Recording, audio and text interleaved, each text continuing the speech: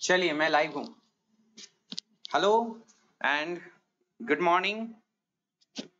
Good morning, आप सभी का हार्दिक स्वागत है इस बेहतरीन अनअकैडमी सेपियंस पे, जिसमें हम लोग हर दिन क्लास लेते हैं। ठीक है, मैं चेक कर लूं मैं लाइव हूं कि नहीं। लेते हैं। चलिए बहुत अच्छा, लाइव हूं, बहुत ही सुंदर आवाज भी मेरा आ रहा है, बारिश भी हो रहा है। चलिए बहुत अच्छा। तो हाँ, about myself, my name is Piyush Kamal and I have done my BTech from IIT BHU। और मैं आपको अनअकैडमी स्पेशल और प्लस दोनों पे पढ़ाता हूँ। टाइमिंग अगर देखी जाए तो स्पेशल की टाइमिंग सुबह 7 से 9 चलती है, छोटी सी लंबी क्लास सुबह 7 से 9 बजे तक। और अभी यूट्यूब की क्लास और साथ ही साथ शाम को 5 बजे। अनअकैडमी का ऐप पहली बार कभी भी इंस्टॉल कीजिएगा तो आपसे एक रेफरल कोड की आवश्यकता पड़ेगी, वहां पे डाल दीजिएगा पीयूष के लाइव।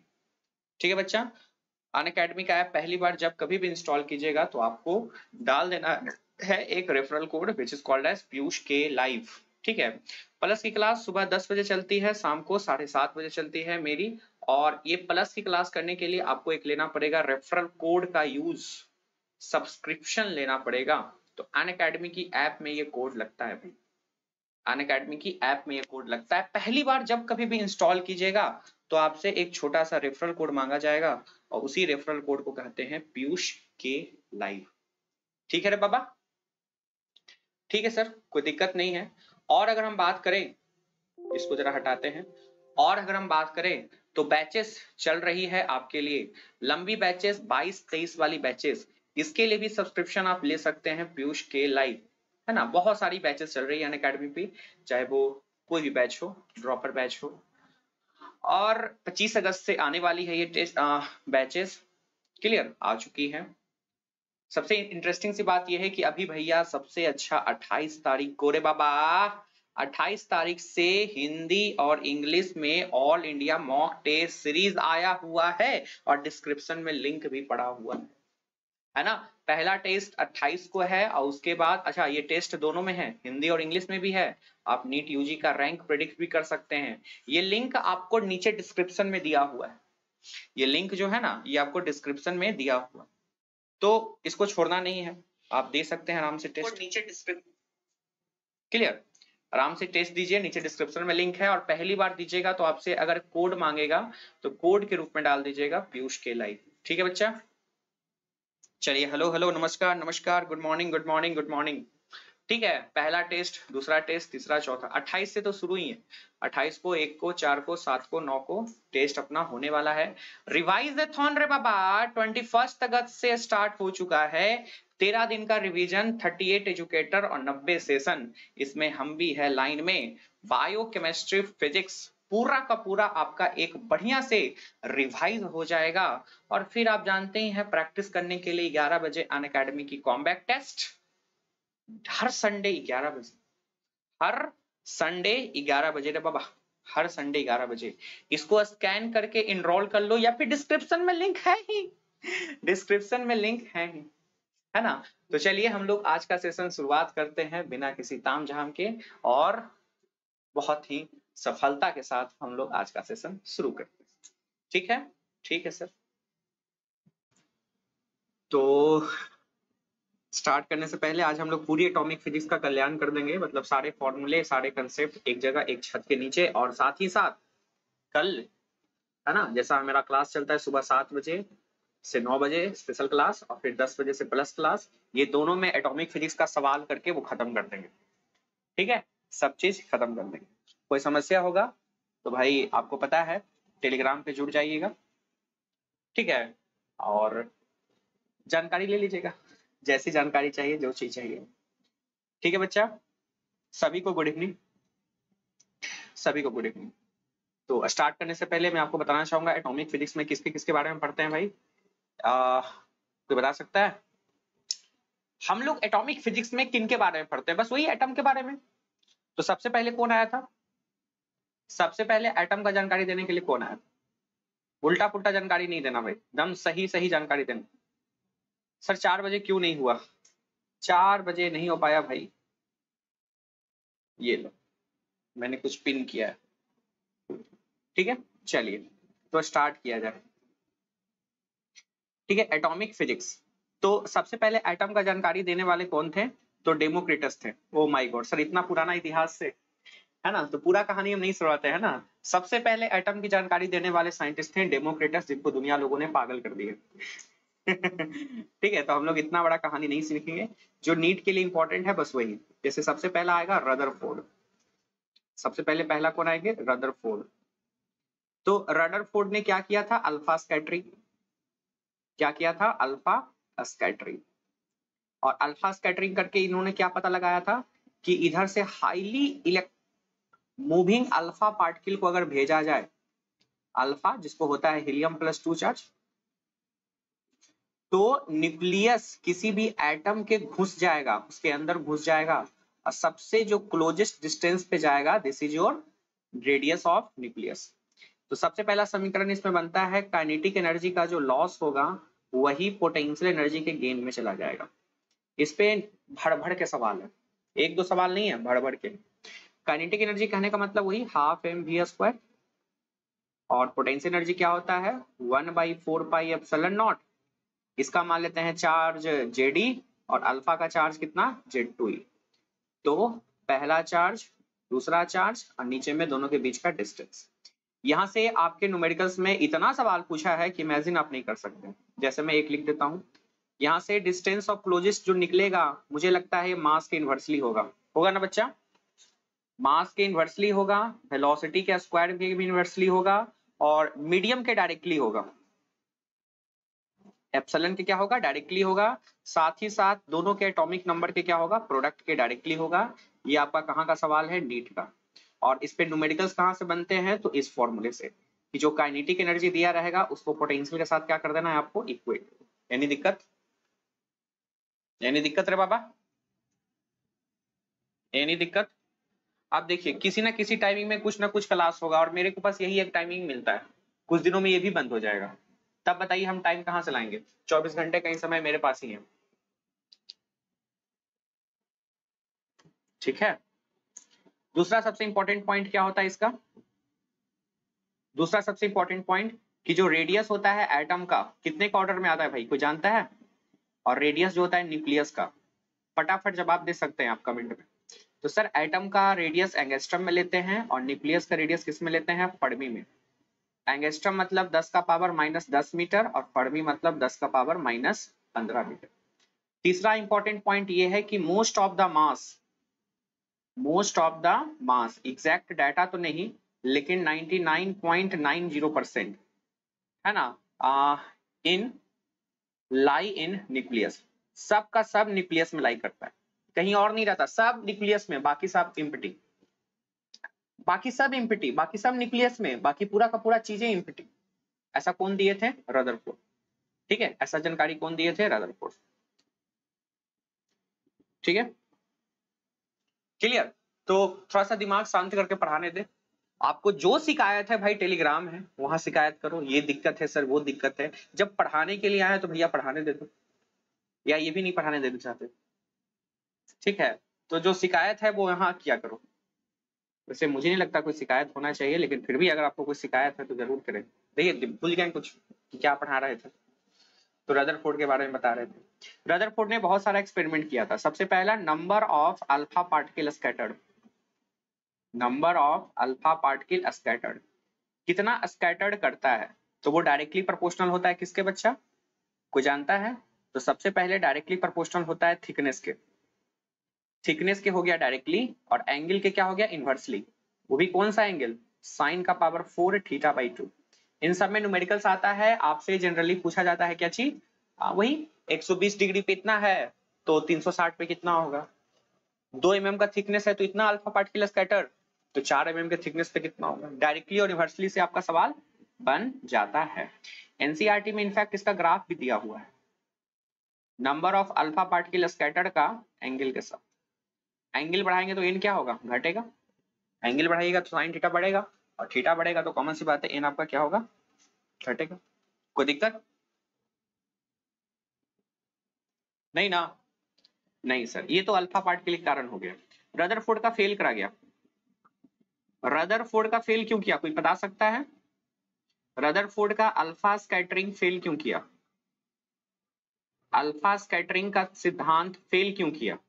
वैसे अल्फा स्कैटरिंग को फेल कहना गलत बात है, सीधे बोलिएगा रदरफोर्ड को फेल क्यों किया गया? रदरफोर्ड का जो अल्फा स्कैटरिंग है फेल किया क्यों?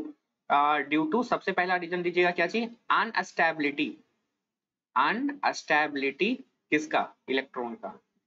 क्योंकि हम लोग जानते हैं न्यूक्लियस के चारों ओर जो इलेक्ट्रॉन नाचते हुए रहता है वो नाचते नाचते नाचते नाचते गिर जाएगा न्यूक्लियस में, और जैसे ही गिरेगा धप्पा, huge amount of energy release होगा। तो ऐसा तो हो नहीं सकता है ना, तो ह्यूज अमाउंट ऑफ एनर्जी जब रिलीज होता ही है, कॉमन सी बात है यार, ये अनस्टेबिलिटी है, बट रियलिटी में तो ऐसा होता नहीं है। दूसरा ये कह सकते हैं it does not explain, it does not explain क्या चीज? Hydrogen spectrum. हाइड्रोजन स्पेक्ट्रम को ये एक्सप्लेन किए ही नहीं, तो क्या कद्दू होगा? क्या लगता है, बोर चाचा ने किया था? तो हाँ, बोर चाचा ने किया था, है ना। तो अनस्टेबिलिटी ऑफ इलेक्ट्रॉन होता क्या है? क्योंकि चार्ज है, चलते चलते इलेक्ट्रोमैग्नेटिक वेव के रूप में एनर्जी रिलीज करेगा और बाद में धप्पा न्यूक्लियस को ही मार देगा। ठीक है, तो रदरफोर्ड के इन कारणों से फेल हो गया।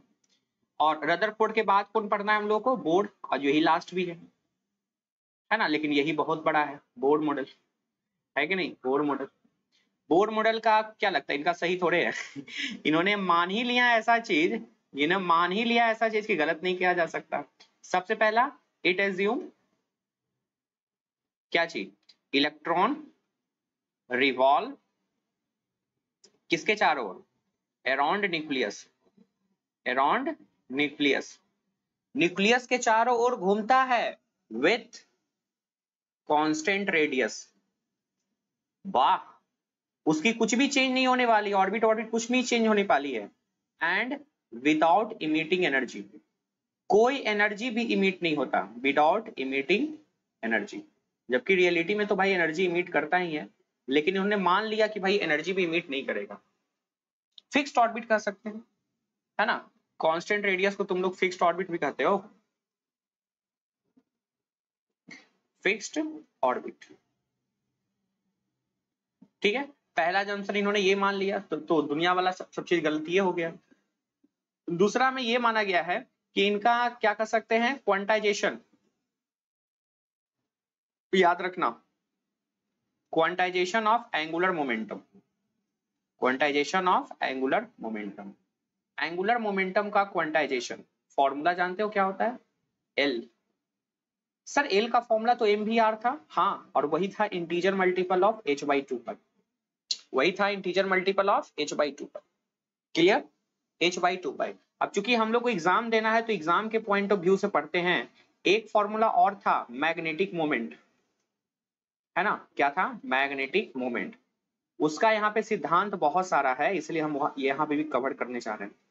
तो मैग्नेटिक मोमेंट का फॉर्मूला था NIA, क्या था? करेंट इनटू एरिया, और इसको एक साथ मिलाते हैं तो M/L का फॉर्मूला क्या बन जाता है? Q/2M, Q/2M। ये एम्स में सवाल आया हुआ है 2016 में भी। ठीक है, मैग्नेटिक मोमेंटम, मोमेंटम क्या करती है? मैग्नेटिक मोमेंट, सिर्फ मैग्नेटिक मोमेंट। ठीक है, आते रहता है भाई, ये आते रहता है। क्लियर? आप कहोगे sir sir sir sir sir जब मैग्नेटिक मोमेंट आ ही चुका है तो एक चीज और कर दीजिए, डी ब्रोगली वाला, एक चीज और कर दीजिए, डी ब्रोगली वेवलेंथ। तो डी ब्रोगली वेवलेंथ हम आपके नोट्स के लिए नहीं पढ़ा रहे हैं, हम आपके एग्जाम के लिए पढ़ा रहे हैं, तो इसलिए बीच बीच में हम एक्स्ट्रा चीज डालते रहेंगे क्योंकि ये सब सवाल आए हुए हैं। तो डी ब्रोगली वेवलेंथ का फॉर्मूला तो आपको पता है, H/m भी। और भैया अभी अभी आप सीखे हैं कि एल का जो फॉर्मूला होता है वो MVR, यही होता है इंटीजर मल्टीपल ऑफ H/2 तो एक काम करते हैं, 2πr है ना, 2π को इधर कर देते हैं और बाकी MV को इधर कर देते हैं, H/MV। H/MV तो लैम्डा है, तो यहां से संबंध आ गया 2πr is equal to n into lambda. ये आ गया ऑर्बिट के हिसाब से, फर्स्ट ऑर्बिट में, सेकंड ऑर्बिट में, थर्ड ऑर्बिट में करके सवाल बनाते चलिए। ठीक है, खूब सवाल पूछा है, ऐसा नहीं है, फर्स्ट ऑर्बिट का लैम्डा, सेकंड ऑर्बिट का लैम्डा, थर्ड ऑर्बिट का लैम्डा, अगर आपको रेडियस पता रहेगा तब जो आगे हम लोग को पता चलेगा। तो ये सेकंड पोस्टुलेशन से, क्वांटाइजेशन ऑफ एंगुलर मोमेंटम से इतने सारे रिजल्ट बनते हैं जो आपको याद रखें तो ज्यादा अच्छा है। ठीक है, याद रखें तो ज्यादा अच्छा है। यहाँ से और सिद्धांत आया हुआ है कि जैसे आपको दिख रहा है कि एल जो होता है एन के डायरेक्टली होता है, और नीचे से दिख रहा है ना एम जो है एल के डायरेक्टली, मतलब ये भी एन के proportional. N is the principal quantum number, है ना, प्रिंसिपल क्वांटम नंबर। और थोड़ा सा केमिस्ट्री में इंटर कर जाते हैं, थोड़ा सा केमिस्ट्री में इंटर कर जाते हैं। तो मेरे भाई एक एल होता है N into H by two pi, और क्या आप जानते हैं एक एल और होता है root under L into L plus one H by two pi. पता है दोनों में संबंध क्या है, क्या क्या डिसिमिलरिटी है?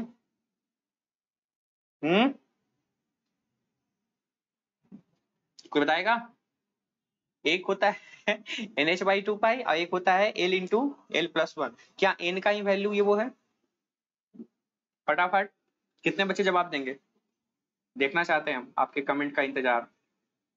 N H by two pi और एक L is equal to N in root under L plus one H by two pi. पहला एंगुलर मोमेंटम, हाँ वो तो ठीक है। दूसरा क्या है?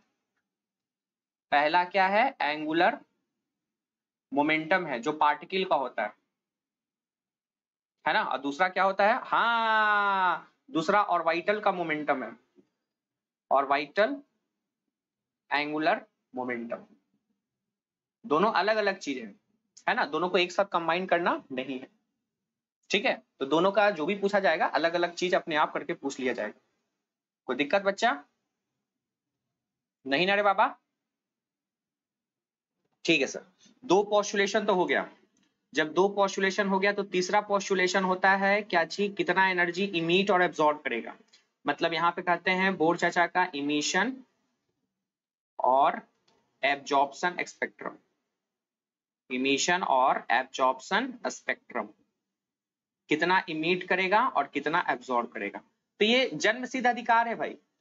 कोई अमीर आदमी है, मतलब हाइयर एनर्जी ऑर्डर में से लोअर में आ रहा है, तो कॉमन सी बात है एनर्जी इमिट करेगा। अमीर गरीब में आ रहा है तो एनर्जी लुटा के आएगा ना, पैसे लुटा के आएगा। और कोई गरीब अमीर बन रहा है तो कहीं ना कहीं से कलेक्ट करके गया है। तो ठीक है, तो हाइयर से लोअर में आता है तो एनर्जी इमिट करता है। तो इमिशन स्पेक्ट्रम क्या होगा जानते हो? इमिशन कब होगा? जब electron comes from higher energy, comes from higher energy. और एब्जॉर्प्शन स्पेक्ट्रम कब होगा? कहीं से एब्जॉर्ब कब करेगा भाई? तो एब्जॉर्ब तब करेगा जब electron comes from lower energy level, lower energy level. हम एक एक फॉर्मूला लिखाएंगे सब चीज का। तो इमिशन स्पेक्ट्रम और this is your absorption spectrum. और इसी में एक सबसे बढ़िया रूल होता है कि भैया एक ऑर्बिट से दूसरे ऑर्बिट में जा रहे हैं तो जो एनर्जी का डिफरेंस है उसके हिसाब से ये बहुत सारे फोटोन इमिट करता है। ठीक है, करता है। तो जितना भी फोटोन इमिट करेगा उसका फ्रीक्वेंसी निकालना कितना आसान है यार। कहेगा कि ना सर, जो एनर्जी गया है ना उससे वेवलेंथ निकालना कितना आसान है। भाई मुझे बताओ आसान है कि नहीं है? बता दो बता दो बता दो, हाँ है ना? एकदम आसान है सर, बिना किसी झमेला के। सर अब सवाल, सिर्फ सवाल, पहले कुछ थ्योरेटिकल सवाल। थ्योरेटिकल सवाल ये है कि जैसे ही है ना ऊपर से नीचे आया तो कितना number of spectral line emit करेगा, नंबर ऑफ कितना स्पेक्ट्रल लाइन इमिट करेगा जब वो मान लेते हैं 4 से आ रहा है 2 तक, नहीं 1 तक। 4 से कहां तक आ रहा है? 1 तक। तो कुछ बच्चे जिसका आंसर भी याद किए हुए हैं फॉर्मूला, है ना, मान लेते हैं N2 से N1 तक आ रहा है तो कुछ बच्चे फॉर्मूला याद किए होंगे N2 माइनस N1 और N2 माइनस N1 प्लस 1/2। इसमें पुट कर करके आंसर ले आते हैं, हमको पता है ना, हमको पता है। और कंसेप्चुअली अगर समझना चाहते हो तो समझिएगा, बीच में n इक्वल टू 3 होगा, बीच में ही n इक्वल टू 2 होगा। टोटल नंबर ऑफ स्पेक्ट्रम को काउंट करना भी सीख लो यार। जैसे एक हो सकता है ये वाला है, ये हो सकता है दूसरा, ये हो सकता है तीसरा। एक यहां से आए, चौथा, पांचवा और एक ये आ जाए छठा। कितना हो गया टोटल? 6 ना। टोटल कितना हो गया? 6। ऐसे इसमें पुट कर सकते हैं। एक है फोर्थ ऑर्बिट, एक है फर्स्ट ऑर्बिट। फोर्थ है, फर्स्ट है, नीचे में 2। ये कितना आ गया? 3 गुना 2 मतलब 6। ये भी एक अच्छा मेथड है। या फिर आप ये भी कर सकते हैं, जैसे हम जनरली हम यही करते हैं। 4 से फर्स्ट ऑर्बिट में आ रहा है ना, ध्यान से 4 से कहां आ रहा है, हम ये भी करते हैं। 4 से फर्स्ट ऑर्बिट में आ रहा है ना, तो सीधे आंसर लिखो। डिफरेंस कितना है? 3। डिफरेंस कितना है? 3 है ना, तो वो 3 का समेशन। 3 का समेशन कैसे करते हैं? वही n into n plus 1/2। n into n plus 1/2। यहां से भी 6। तो तुमको जो याद है वो याद रखो, और कुछ भी याद नहीं है तो भैया सबसे अच्छा मेथड ऊपर वाला फॉर्मूला। सबसे अच्छा मेथड ऊपर वाला फॉर्मूला, इसका कोई लिमिटेशन नहीं है। हाँ है ना? सबसे अच्छा तो यही है, ऊपर वाला फॉर्मूला याद कर लेते। कितने नंबर ऑफ स्पेक्ट्रल लाइन? हाँ सर एक बात बताइए, इसमें इमिशन हुआ या एब्जॉर्प्शन हुआ? ये जो 6 स्पेक्ट्रल लाइन है, इमिशन है या स्पेक्ट्रम है? फटाफट जवाब दीजिए। 6 स्पेक्ट्रल लाइन इमिट या एब्जॉर्ब? बहुत अच्छा, इमिट करेगा, क्योंकि हायर से लोअर में आ रहा है तो क्या करेगा? इमिट करेगा। जैसे सेम सवाल अगर हम पूछते हैं, नंबर ऑफ स्पेक्ट्रल लाइन 6 तक चला गया, 2 से सेकेंड ऑर्बिट से 6 तक चला गया, तो क्या तुम बता सकते हो इसमें कितना नंबर ऑफ स्पेक्ट्रल लाइन होगा? जल्दी आराम से कमेंट करो, आराम से कमेंट करो ना भाई। कितना होगा? 6 क्या होगा नंबर ऑफ स्पेक्ट्रल लाइन? 10। अच्छा, इसमें इमिट करेगा कि एब्जॉर्ब करेगा?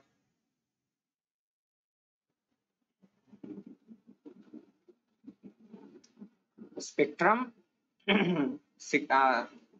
कितना जो भी करेगा,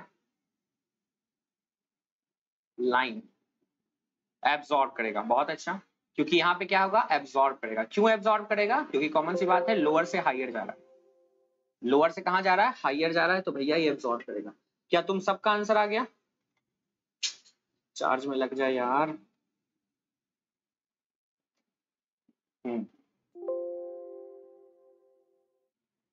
अरे कहाँ गया?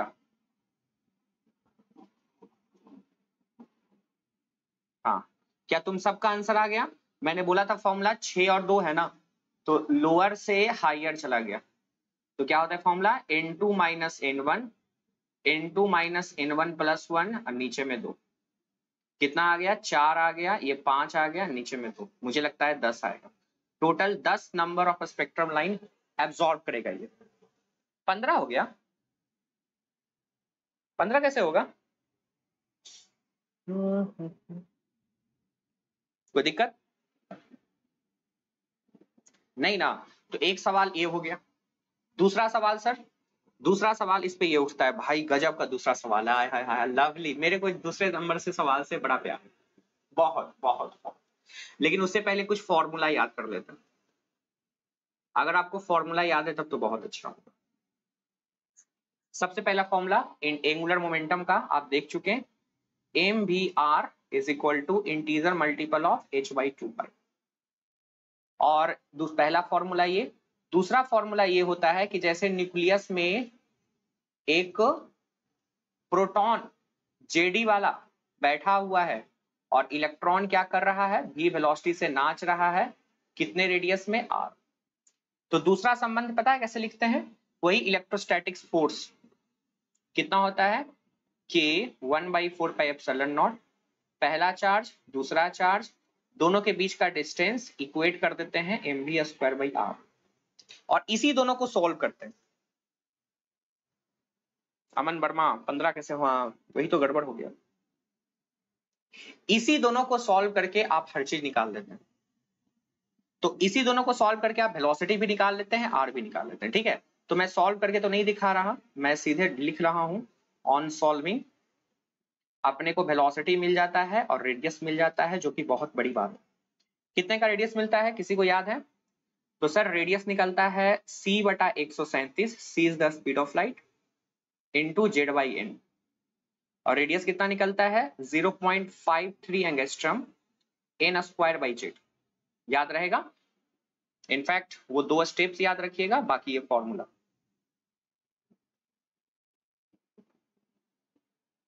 ठीक है, कोई दिक्कत?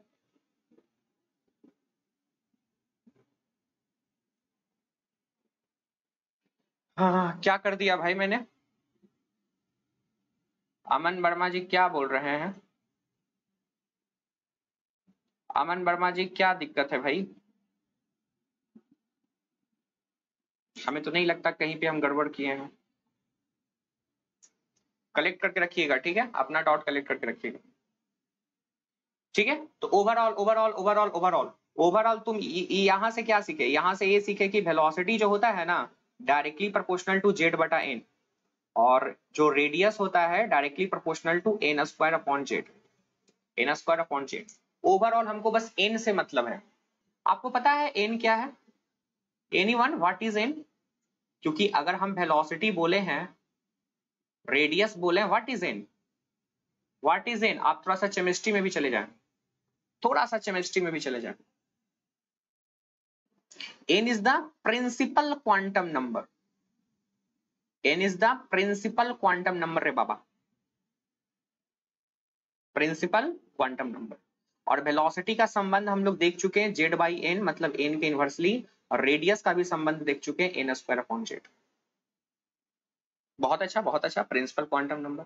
सर हो गया कहानी, अब एंगुलर मोमेंटम निकालिए। किसी को पता है L? L is the angular momentum, angular momentum. Angular momentum का फॉर्मूला क्या होता है? या तो M V R by R लगा दो। क्या होता है? एम वी आर, है ना? क्या लगा दो? एम वी आर, मतलब वेलोसिटी और रेडियस के डायरेक्टली। वेलोसिटी है एन के और रेडियस है एन स्क्वायर के, ये हो गया एन के डायरेक्टली। मेरे भाई एक बात है, इंटेल जो होता है ना एन एच वाई 2 पाई भी होता है, तो एंगुलर मोमेंटम तो एन के डायरेक्टली ऐसे ही हो गया, हो गया ना, एन के डायरेक्टली ऐसे ही हो गया। और अभी अभी हम लोगों ने पढ़ा था मैग्नेटिक मोमेंट, उसको भी देख लेते हैं यार। मैग्नेटिक मोमेंट, तो मैग्नेटिक मोमेंट का फॉर्मूला अभी अभी दिखाए हैं, एम बटा एल वाला फॉर्मूला लगा दो यार। एम बटा एल का फॉर्मूला क्या था? Q by 2m। यहां से पता चलता है कि m जो है एल के डायरेक्टली और l जो है n के डायरेक्टली। ठीक है सर, इसमें क्या क्या याद करें? देखो भाई मैं तो कुछ भी याद नहीं किया, मैं बस ऊपर वाला ये दोनों याद किए हैं, बाकी अपने आप बन जाता है, बाकी अपने आप बन जाता है, कुछ भी याद करने की आपको आवश्यकता है ही नहीं। सर एक और है सबसे इंपॉर्टेंट, ओमेगा। सबसे इंपॉर्टेंट ओमेगा, ओमेगा को क्या कहते हैं? Angular frequency. क्या कहते हैं? एंगुलर फ्रीक्वेंसी रे बाबा, एंगुलर फ्रीक्वेंसी। कोई जानता है एंगुलर फ्रीक्वेंसी का फॉर्मूला? ओमेगा होता था v बटा आर।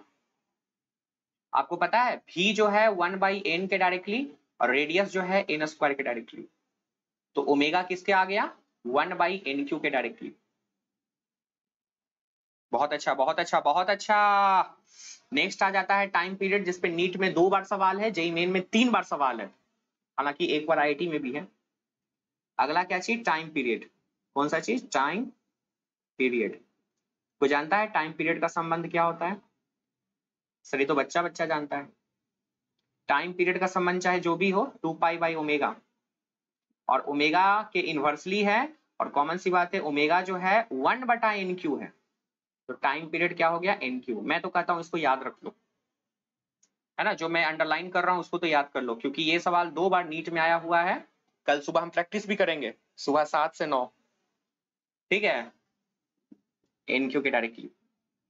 तो भाई यहां से पता क्या चला? ये देखो, टाइम पीरियड जो कि फ्रीक्वेंसी के भी इनवर्सली होता है, ओमेगा के भी इनवर्सली होता है, ये एन क्यू के डायरेक्टली हो गया। दूसरा हम याद करवाएं वेलोसिटी जो एन के इनवर्सली, और तीसरा याद करवाएं रेडियस जो एन स्क्वायर के डायरेक्टली। और कुछ याद करवाए हैं? एल और एम जो कि एन के डायरेक्टली है। मुझे लगता है यार सब याद हो गया क्या? ए बाबा, बाबा रे, ओ बाबू रे, ओ मेरे बाबू, क्या सब याद हो गया? क्या सब याद हो गया? एक एक चीज याद हो गया ना? एनर्जी एनर्जी आएगा, एनर्जी आएगा, एनर्जी आएगा। यो यो यो यो आएगा आएगा आएगा। सर अभी कुछ हुआ क्या? करंट कौन निकालेगा? ना ना, टैलेंट तो निकालेगा। टैलेंट टैलेंट टैलेंट का नाम सुने हो? कलेंट, करंट का संबंध।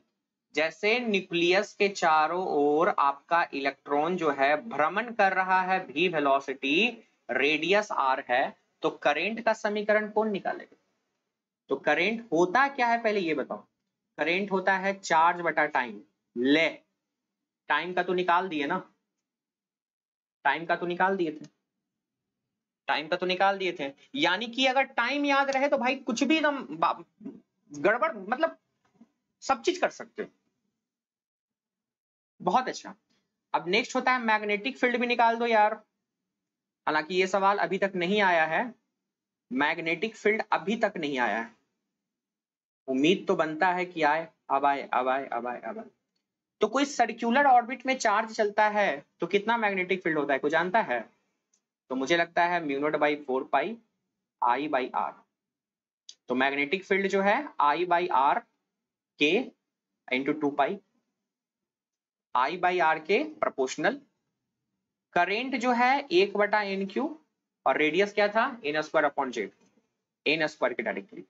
तो मैग्नेटिक फील्ड कितना आ गया? एन का पावर 5।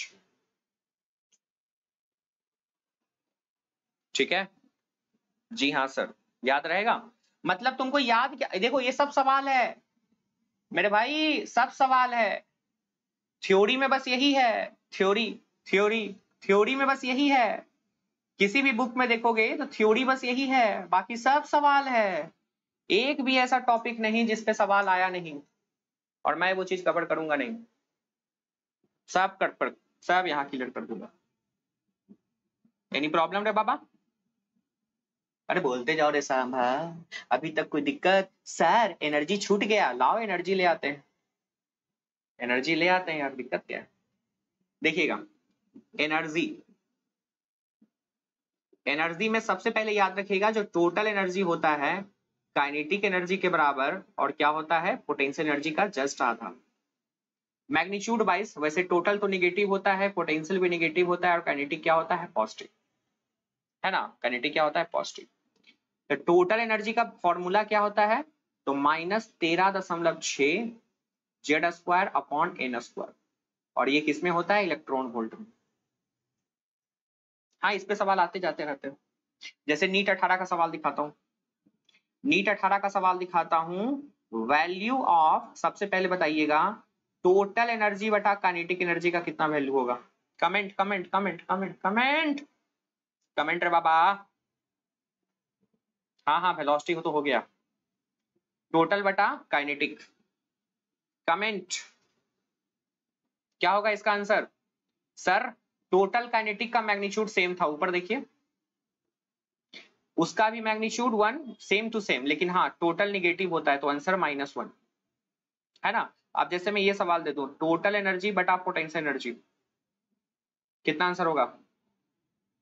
काइनेटिक एनर्जी बटा पोटेंशियल एनर्जी, और फिर पोटेंशियल एनर्जी बटा टोटल एनर्जी। मतलब आप क्या ही पूछेंगे। चलिए फटाफट जवाब दीजिए। इसका वैल्यू तो -1 आ गया। टोटल पोटेंशियल, यार दोनों का मैग्नीट्यूड तो निगेटिव ही होता है तो पॉजिटिव आ गया, पर टोटल बटा पोटेंशियल क्या हो जाएगा? आधा। देख लो यार, सॉल्व करके देख लो, यहाँ पे टोटल पोटेंशियल को नीचे ले आइए, आधा बचेगा। बहुत अच्छा। इसका काइनेटिक बता पोटेंशियल, तो काइनेटिक होता है प्लस, पोटेंशियल होता है निगेटिव, ओवरऑल माइनस, और काइनेटिक बटा पोटेंशियल कितना आ जाएगा? -आधा। याद रखिएगा सवाल आया हुआ है नीट 18 में, ये कहाँ आया हुआ है? 2018 में सवाल आया है। ओहो, बैकग्राउंड ऑसम है क्या? क्या बात है यार। अगला पोटेंशियल बटा टोटल, तो भैया पोटेंशियल बटा टोटल, पोटेंशियल दुगना होता है, दोनों निगेटिव होता है, तो कॉमन सी बात है +2। कोई दिक्कत? हमें लगता है यहाँ तक कोई दिक्कत आपको?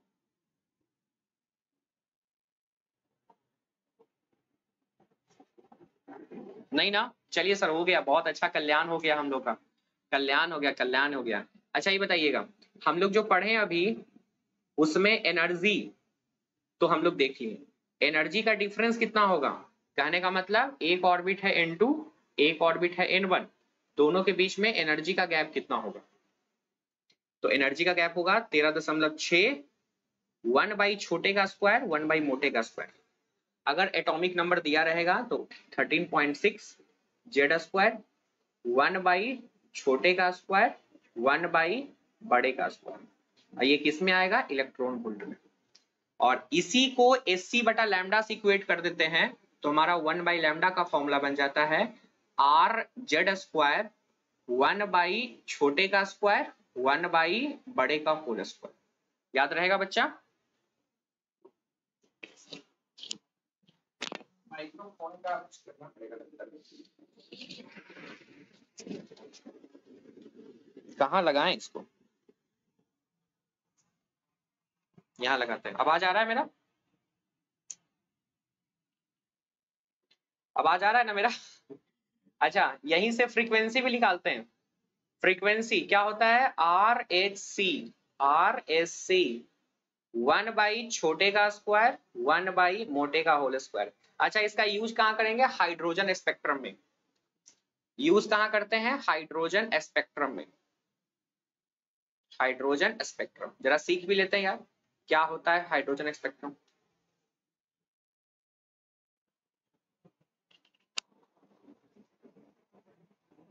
है ना? चलिए, हमें लगता है कि आप लोगों को दिक्कत है, मुझे लगता है कि कुछ आप लोगों को दिक्कत है, कुछ तो दिक्कत है भाई। मुझे लगता है आप लोगों को मोस्ले पढ़े हैं, मोस्ले? आप लोग फिजिकल केमिस्ट्री में मोस्ले चचा को पढ़े हैं? मोस्ले चचा को, मोस्ले चचा को, मोस्ले चचा बताए थे कि अगर हायर, ये सारा चीज जो हम लोग अभी पढ़ रहे हैं वो सब किसके लिए है? हाइड्रोजन लाइक एटम के लिए। ये सब किसके लिए है? हाइड्रोजन लाइक एटम के लिए। पर मोस्ले चचा जनरल चीज डिराइव कर दिए, जनरल चीज जिसका एटॉमिक नंबर जेड रहेगा। भैया हाइड्रोजन एटम नहीं है, हाइड्रोजन लाइक एटम नहीं है किसी का, यूरेनियम का है, क्रिप्टन का है। तो उस केस में पता है लैम्डा का समीकरण क्या हो जाता है? याद रखिए, लग सकते हैं आप, 1 by lambda is equal to R Z minus 1 का होल स्क्वायर 1 बाई छोटे का स्क्वायर 1 बाई बड़े का होल स्क्वायर। फिजिकल केमिस्ट्री में आप ये पढ़े होंगे और सवाल आता भी है, आज सुबह ही इस पे सवाल करवाए हैं हम, है ना? लेकिन हाँ, ये कब लगेगा? जब बड़ा बड़ा आइटम रहे, है ना? नियोन रहेगा, क्रिप्टन रहेगा, आर्गन रहेगा। हाइड्रोजन लाइक एटम के लिए तो सिर्फ जेड स्क्वायर ही लगाना है। Any problem? नहीं ना भाई साहब? बोल दो यार, जल्दी बोलो।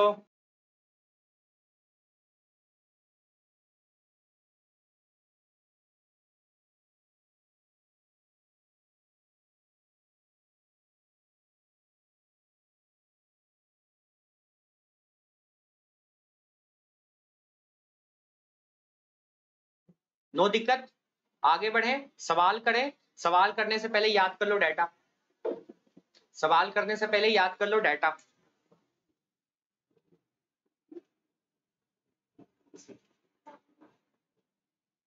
सवाल करने से याद कर लो पहले डाटा, क्या होता है डाटा। तो सर एनर्जी का समीकरण तो आप बता दिए, कितना? -13.6 Z square by N square. याद रखिएगा हम सिर्फ हाइड्रोजन एटम के लिए बाल रहे हैं। हाइड्रोजन एटम क्यों? क्योंकि इसका जेड का मान 1 रहेगा। तो जेड 1 रहेगा तो एनर्जी कितना आ गया भाई? -13.6, नीचे में N square electron volt.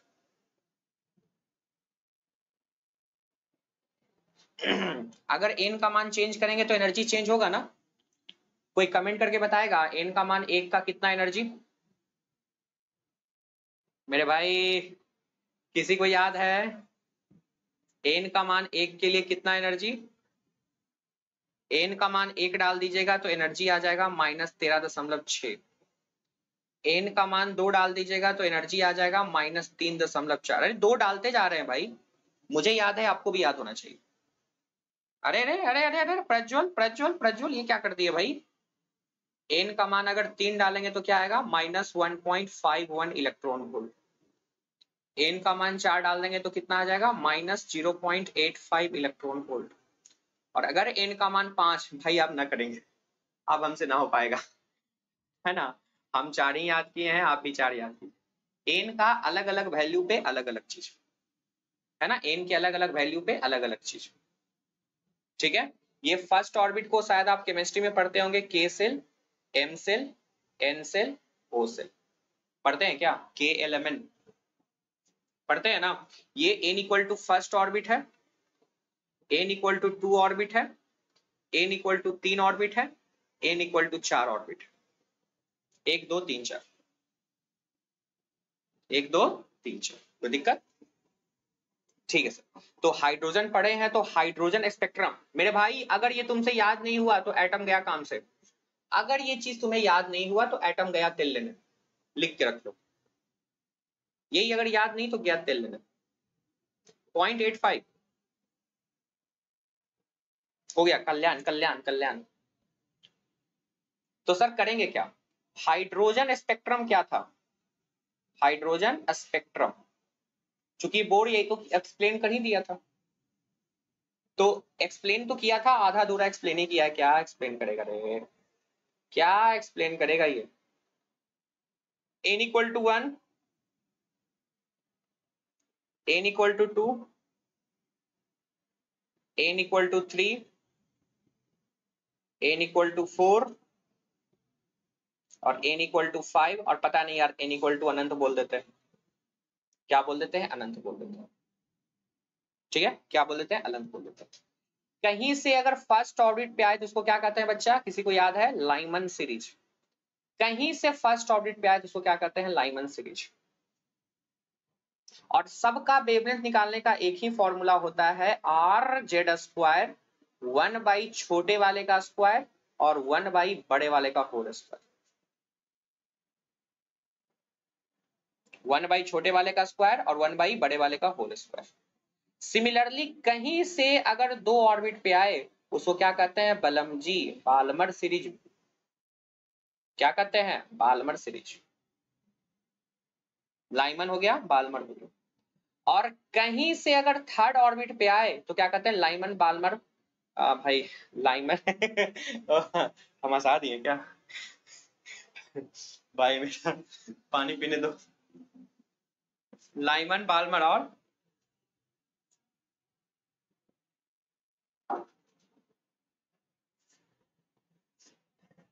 Lyman चचा, बाल्मर चचा, ये कौन सा चचा, पास्चन चचा होते हैं क्या, ये शायद पास्चन चचा होते हैं, पास्चन सीरीज। बाल्मर हो गया, और 4 तक गिरता है तो क्या कहते हैं, लाइमर बाल्मर पास्कन ब्रैकेट, ब्रैकेट कहते हैं क्या, ब्रैकेट सीरीज। और कहीं से 5 तक गिरे तो ये लास्ट वाला होता है प्यूफंड सीरीज, क्या कहते हैं, प्यूफंड सीरीज। अगर ये स्ट्रक्चर बना के याद रखोगे तो याद नहीं होगा, इसलिए बड़ा ही simple, Lyman Balmer Paschen, Lyman Balmer Paschen Brackett Pfund, Lyman Balmer Paschen Brackett Pfund, Lyman Balmer Paschen Brackett Pfund, याद रहेगा 1 2 3 4 5 सीधे प्यूफंड। अब इस पे सवाल खूब है भाई, तुम हल्के में मत लेना, इस पे सवाल खूब है, हाँ, मजाक लग रहा है, खूब सवाल है, खूब सवाल है, खूब सवाल है। और हम इसका ट्रिक भी दिए थे आपको, जो आप भूल चुके रहते हैं, इसलिए हम वो देने वाले हैं नहीं ठीक है, इस पे सवाल खूब है। जैसे आपको बताता हूं, जैसे मान लेते हैं लाइमन चचा को याद कीजिए, लाइमन चचा को याद कीजिए, जैसे ही लाइमन दिखे ना तो बना लेना कि भाई कहीं से एक ऑर्बिट में आ रहा है, बस कहीं से फर्स्ट ऑर्बिट में आ रहा है, कहानी खत्म। लाइमन चचा है ना, लेम्बू चचा जो है, लेम्बू चचा, वो कहीं से फर्स्ट ऑर्बिट में आते हैं ना, सारे दुनिया घूम घाम के अपने घर पहला घर में आते हैं, ठीक है। अब पहला घर में आए हैं और अगर हम बोले मैक्सिमम वेवलेंथ निकाल, क्या निकाल, मैक्सिमम वेवलेंथ, अगर आपसे मैक्सिमम वेवलेंथ पूछेगा, इसका मतलब जानते हो ना, एनर्जी कम, एनर्जी कम। तो जस्ट याद रखिएगा एनर्जी कम मतलब 2 से 1 तक आएगा, एनर्जी कम मतलब 2 से 1 तक आएगा। तो क्या इसका लैम्डा मैक्सिमम निकल जाएगा? क्या होता है? आर जेड स्क्वायर 1 बाई छोटा वाला 1 है भाई, 1 बाई छोटे का स्क्वायर और 1 बाई मोटे का होल स्क्वायर। बहुत अच्छा बहुत अच्छा बहुत अच्छा। तो 1 बाई लैम्डा मैक्सिमम क्या हो जाएगा? ये हो जाएगा are Z square 1 minus 1 by 4, 3 by 4, are Z square 3/4। तो लैम्डा मैक्सिमम कितना आ गया? मुझे लगता है 4 by 3 Z square, 3 are Z square. मेरे भाई लैम्डा मिनिमम भी निकाल दे, निकालो ना, हम तुम्हारे कमेंट का इंतजार करेंगे, है ना। 3 आर जेड स्क्वायर निकालो ना, हम तुम्हारे कमेंट का इंतजार करेंगे। निकालो निकालो निकालो निकालो, हम आपके कमेंट का इंतजार करेंगे। मैक्सिमम वो वेवलेंथ तो हो गया,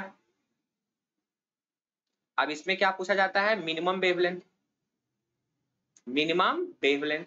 मेरे भाई दम दिमाग में डाल लेना, वेवलेंथ कम है इसका मतलब एनर्जी क्या होगा? ज्यादा। एनर्जी क्या होगा? ज्यादा। और एनर्जी ज्यादा मतलब अनंत से आएगा उस ऑर्बिट तक, है ना। कैसे निकालते हैं? 1 बाई लैम्डा मिनिमम, बहुत ही सुंदर बहुत ही सुंदर, आर जेड स्क्वायर 1 बाई छोटे का स्क्वायर और 1 बाई मोटे का स्क्वायर, कुछ बचेगा ही नहीं, सिर्फ आर जेड स्क्वायर। तो लैम्डा मिनिमम कितना आ गया? सिर्फ 1/8। सिर्फ कितना बचेगा? 1/8। अच्छा मैं एटॉमिक नंबर लिख रहा हूं, Lyman series Balmer series hydrogen के लिए रहेगा तो जेड का मान 1 डाल दीजिएगा, ठीक है। जी हाँ, ये इसी को कहते हैं सीरीज लिमिट। बहुत अच्छा बहुत अच्छा बहुत अच्छा गीता वर्मा, बहुत अच्छा। याद रखिएगा जो एनर्जी मैक्सिमम होता है उसी को कहते हैं सीरीज लिमिट। इसी का एक और नाम क्या है? Series limit. जब अनंत से किसी ऑर्बिट में ट्रांजिशन, लैम्डा मैक्सिमम है लिखना। हाँ मिनिमम एक ही होगा अमन, नहीं दिख रहा क्या? मिनिमम एक ही होगा मेरे भाई, लाइमन का हम निकाले हैं, क्या तुम बाल्मर का मैक्सिमम बटा मिनिमम का रेशियो निकाल लोगे? निकालो तो जरा देखते हैं। दूसरा सवाल, बाल्मर का निकालना है आपको। क्या चीज? मैक्सिमम बटा मिनिमम, मैक्सिमम बटा मिनिमम, देखते हैं कितना निकालते हैं। लैम्डा मैक्सिमम बटा लैम्डा मिनिमम, एक फॉर्मूला भी हम दिए थे लेकिन आप भूल जाते हैं, इसलिए वो दिक्कत हो जाता है। ओ माय गॉड अंशु, ठीक है।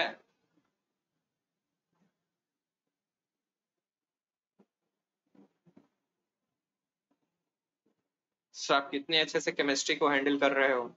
क्या एटॉमिक स्ट्रक्चर भी एक दिन हो जाए वन शुड रिवीजन, क्योंकि एटॉमिक स्ट्रक्चर से सवाल आएगा तो छूटेगा नहीं भाई, छूटेगा नहीं। कितना आया? 9/5। इसका एक फॉर्मूला था लेकिन फॉर्मूला मान लीजिए भूल जाते हैं। तो लैम्डा मैक्सिमम, सिर्फ याद रखिएगा मैक्सिमम लैम्डा मतलब एनर्जी कम, तो इसमें ट्रांजिशन होता है n से 2। क्या होता है formula? Are Z square 1 by छोटे का square 1 by lambda maximum, energy come, come energy मतलब बगल से आए, ठीक है, कम एनर्जी मतलब बगल से आए। ये कितना आ गया भाई साहब? ये आ गया 1/4 1/9, मुझे लगता है 36 हो गया ना, तो 5r/36। This is the value of lambda maximum. कितना? 36/5r, 36/5r। What is the minimum? What is the minimum रे बाबा? तो 1 बाई लैम्डा मिनिमम, मिनिमम याद रखिएगा 1 बाई छोटे का स्क्वायर 1 बाई बड़े का स्क्वायर। तो याद रखिएगा लैम्डा कम तो एनर्जी बहुत ज्यादा, और एनर्जी ज्यादा मतलब अनंत से ट्रांजिशन होना चाहिए। और ये सिर्फ कितना आ गया? r × 1/4। तो लैम्डा मिनिमम तो भैया बड़ा आसानी से निकल गया यार, क्या निकला 4/8 निकला ना, क्या निकला 4/8। तो मिनिमम निकल गया, मैक्सिमम निकल गया, दोनों का रेशियो निकालने में क्या दिक्कत है, निकल जाएगा ना। दोनों का रेशियो मुझे लगता है हो जाएगा 36/5R और 4/R, R से R खत्म, 936, 9/5 आएगा क्या, 9/5 आएगा ना, हो जाए दो हाथ। तो भाई लाइमन बाल्मर का निकालें, बाकी सब तुम निकालोगे क्योंकि हम लोग प्रैक्टिस भी तो करेंगे ही। तीसरा लाइमन हो गया, बाल्मर हो गया, पाशन सब खुद से कीजिएगा, ब्रैकेट का भी खुद से कीजिएगा और प्यूफंड का भी खुद से कीजिएगा। क्या निकालना है, सभी का लैम्डा मैक्सिमम बटा लैम्डा मिनिमम। एक प्रकार से पकड़ बन जाएगा कि कैसा सवाल आता है। कोई दिक्कत, एनी प्रॉब्लम, कुछ एक्स्ट्रा पढ़ाएं, यही आपका टोटल है। कुछ ऐसा पढ़ाएं जिसपे एनटीए ने सवाल अभी खूब पूछा है। 116 टेस्ट में एनटीए ने खूब सवाल पूछा है, जैसा कि आप हम जब फॉलो करते होंगे तो आपको पता होगा मैंने एनटीए का मैक्सिमम सवाल सॉल्व करवा दिया। कुछ ऐसा पढ़ाएं जिसपे एनटीए ने खूब पूछा है सवाल, बोल दो हाँ या ना, पक्का। मेरे को पहले मच्छर बदलाने दो, मच्छर काट रहा है मेरे को मच्छर काट रहा है, ठीक है।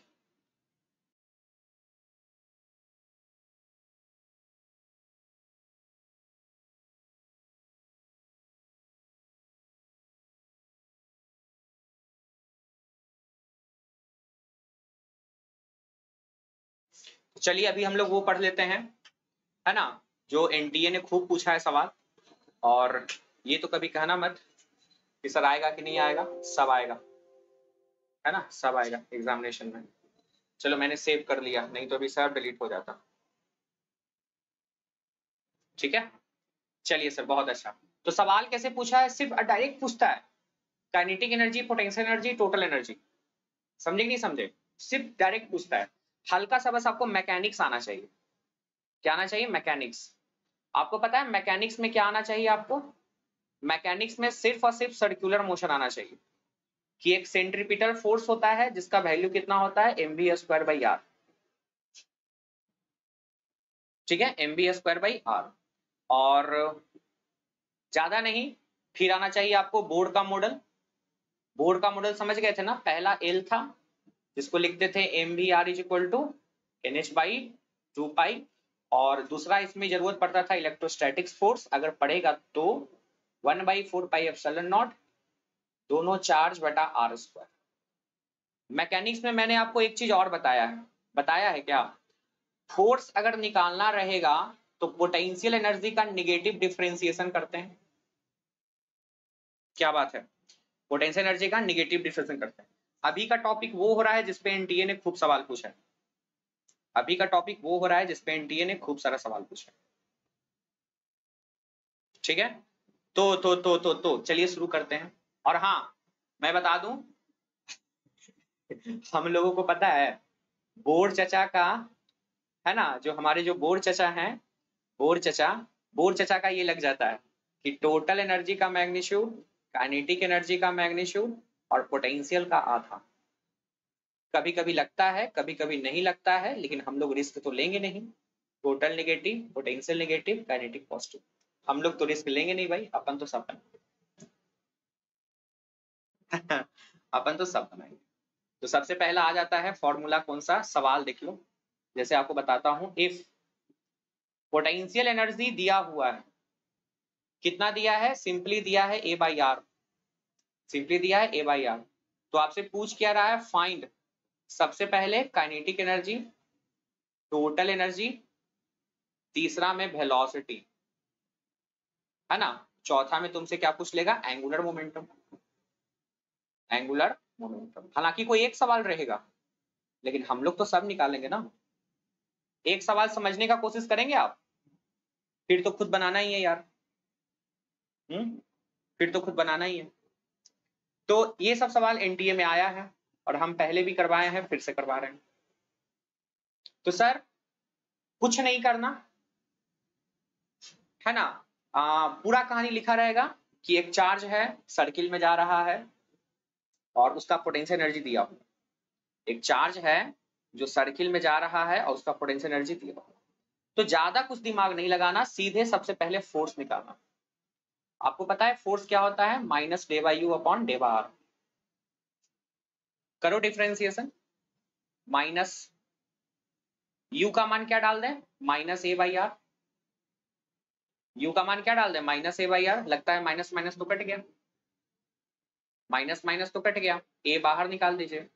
डेवा अपॉन डेवा आर किसका, 1/r का। किसी को पता है 1/r का डिफरेंशिएशन, तो ये होता है -1/r²।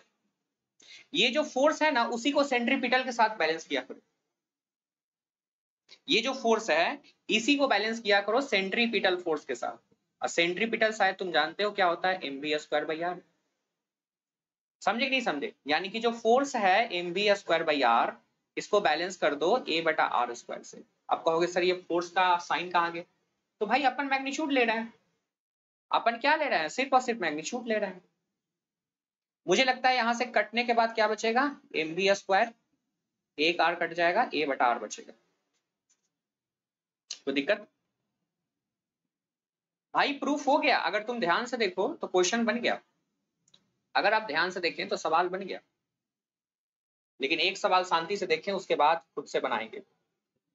सबसे पहले पोटेंशियल एनर्जी दिया हुआ है, कितना दिया हुआ है, -a/r। अगर आपसे काइनेटिक एनर्जी पूछता है तो आप जानते हैं फॉर्मूला लगाते हैं, हाफ mv²। सर mv² तो अभी अभी निकाल चुके हैं ना, a/r। तो mv² का मान a/r डाल दो, नीचे में पहले से 2 है। बोलिए हाँ है ना। फिर आपको निकालना रहेगा टोटल एनर्जी। तो टोटल एनर्जी में क्या दिक्कत है भाई, क्या दिक्कत है, काइनेटिक प्लस पोटेंशियल, दोनों को ऐड कर दीजिए, -a/2r। -a/2r, जी हाँ, है ना। ये वाला है नोट्स में, बहुत अच्छा, ये होना भी चाहिए। देखो नोट्स हम आपको लिखवाए हैं कब, आज के 1 साल से लिखवा रहे हैं, और एनटीए अभी पूछ रहा है। यानी कि मेरे नोट्स की कीमत है तुम्हारे लिए 0 रुपया, क्योंकि तुमने क्लास किया है। बाकी सबसे इंपॉर्टेंट है, एक सवाल नोट से हट के नहीं आएगा। और शायद आप जानते हैं, अगर बोर्ड चर्चा लग ही रहे हैं अगर बोर्ड चर्चा लग ही रहे हैं तो हम लोग ये भी जानते हैं, क्या जानते हैं, टोटल एनर्जी, काइनेटिक एनर्जी और पोटेंशियल का आधा। जानते हैं क्या, पोटेंशियल का आधा, क्योंकि पोटेंशियल का वैल्यू दिया हुआ है a/r, इसका आधा कर दो तो टोटल एनर्जी कितना आ जाएगा, वही a/2r। अब याद रखना काइनेटिक एनर्जी कितना आ जाएगा, वो भी a/2r। बट याद रखना कि कौन निगेटिव होता है कौन पॉजिटिव होता है। ये फॉर्मूला तभी लगाना जब आपको याद रहेगा कि कौन पॉजिटिव होता है कौन निगेटिव। जैसे टोटल निगेटिव होता है, काइनेटिक एनर्जी पॉजिटिव होता है, एकदम वही आंसर आएगा। एनडी का मतलब है नो दिक्कत। एनी प्रॉब्लम वेब कैमरा,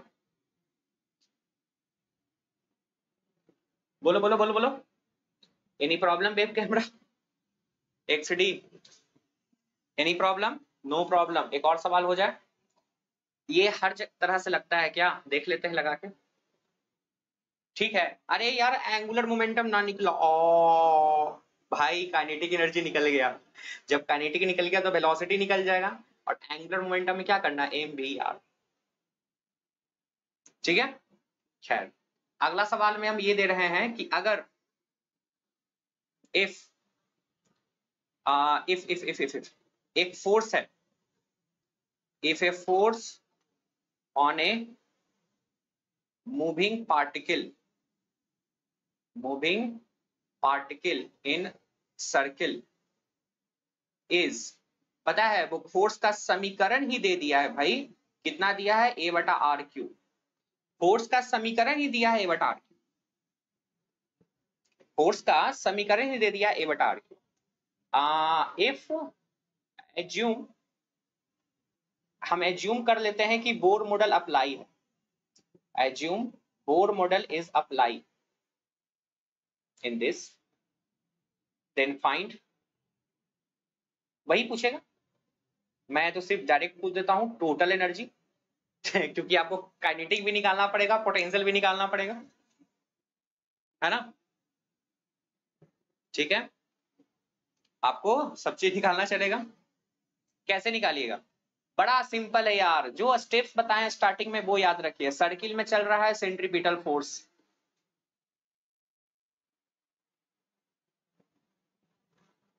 बनेगा या हम बनाएं? क्या हुआ निरंजन? देखिएगा, जो फोर्स का समीकरण होता है सेंट्रीपिटल mv²/r, इसको इक्वेट कर दो a/r³। इसको सॉल्व करेंगे तो मुझे लगता है mv² का मान एक r कट जाएगा, सिर्फ a/r²। a/r², देखो तो कितना आसान है, देखो तो कितना आसान है। अगर आपसे mv² आ चुका है तो भाई तेरे को कौन रोक लेगा काइनेटिक एनर्जी निकालने से? क्या होता है? Half mv²। mv² का मान डाल दो, बाकी 2 से भागा दे दो, कोई रोक लेगा? पोटेंशियल निकालना है सर, कैसे निकालें? तभी तो टोटल निकलेगा ना। तो देख, अगर आपको पोटेंशियल निकालने में दिक्कत हो रहा है, बोर मॉडल भूल गए, लेट अस सपोज हम जान ही रहे कि तुम भूल जाओगे, तो भैया फोर्स से पोटेंशियल निकालने आता है? हाँ, फोर्स से पोटेंशियल निकालने आता है? अगर वो आता है तो वहां से कर लो, और नहीं तो बोर मॉडल लगा लो, negative of F into D R.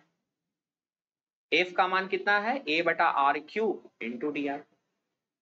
Minus A बाहर निकल जाएगा, r³ का इंटीग्रेशन कितना होता है? तो वो होता है -1/2r²। कितना आ गया? माइनस माइनस खत्म, a/2r²। 2 बचेगा ना कि नहीं बचेगा? Force into D R, R का पावर -3, 2 बचेगा, a/2r²। प्लस आएगा ना पोटेंशियल एनर्जी, प्लस आएगा कि नहीं आएगा? जी हाँ, तो पोटेंशियल एनर्जी का फॉर्मूला कितना आ गया? a/2r²। तो टोटल एनर्जी दोनों को सम कर दो, सिर्फ a/r², है ना? टोटल एनर्जी क्या करेंगे? काइनेटिक पोटेंशियल को सम कर देंगे तो टोटल आ जाएगा। और इसमें क्या बोर मॉडल लगा? मुझे बता दो, इसमें बोर मॉडल का ये वाला सिद्धांत लगा जो बोर मॉडल में हमेशा तुम याद करके बैठे हुए हो, काइनेटिक टोटल पोटेंशियल का आधा, ये लग पाया? क्या ये लगा? नहीं लगा। तो क्या हर बार लगाना जरूरी है? ये वाला नहीं लग पाया, ये नहीं लग पाया।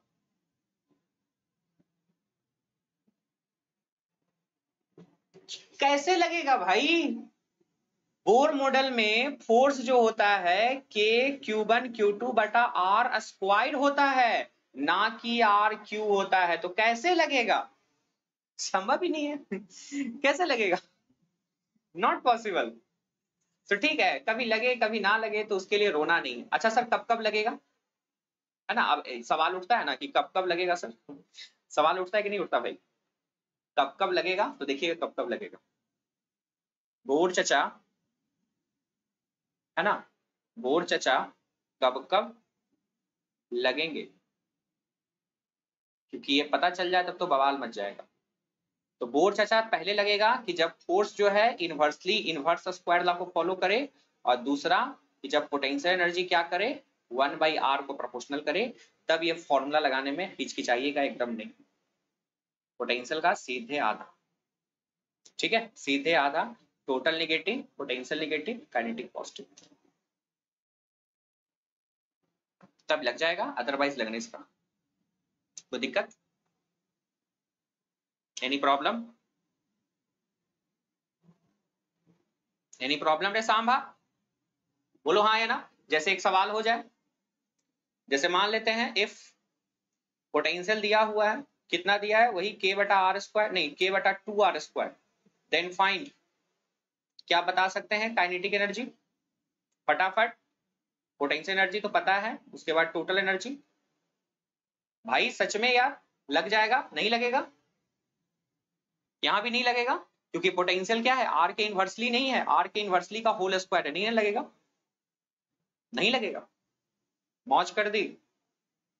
यहां नहीं लगेगा, क्यों? पोटेंशियल आर की इन्वर्सली है कहां? तो मेथड क्या है पता चल गया ना, कैसे बनाना है। ये कहां गया, ये पीछे वाला पीछे वाला कहां गया? इसीलिए हम बताए थे कि बनाना सीखो, लग तो जाएगा ही, पर बनाना सीखो। पहले फोर्स निकालो, फोर्स से वेलोसिटी निकालो, उसके बाद काइनेटिक पोटेंशियल टोटल निकालो।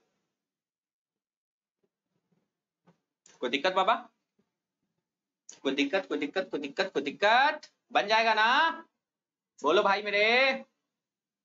ये होमवर्क, और अब छुट्टी दे रहे हैं, एक सवाल और दे देते हैं। अगर फोर्स का समीकरण दिया हुआ रहे वही k बटा आर स्क्वायर, देन फाइंड, क्या निकालना रहेगा? Kinetic energy, potential energy, total energy. क्या तुम निकाल सकते हो? सर इसमें तो लग जाएगा, वही लग जाएगा ना, इनवर्स स्क्वायर ला है फोर्स, इसमें तो लग जाएगा। लेकिन फिर भी आप मेथड से कीजिएगा, रीजन एग्जामिनेशन में कोई भरोसा नहीं है। अरे एनटीए का खुद भरोसा नहीं है, घोड़ा क्या पूछ ले। लगेगा ना लिखेगा, हमको उससे घंटा फर्क नहीं पड़ता, अपने को बनाने आना चाहिए। Any problem? क्या तुम बना लोगे या नहीं बना लोगे? या ये दोनों सवाल जो होमवर्क छोड़े हैं क्या तुम बना लोगे या नहीं बना लोगे? बताओ, क्योंकि अगर बना लोगे तब तो भाई बहुत अच्छा, नहीं बनाए तो भाई बड़ा दिक्कत है। बन जाएगा? अति सुंदर, अति सुंदर, अति सुंदर।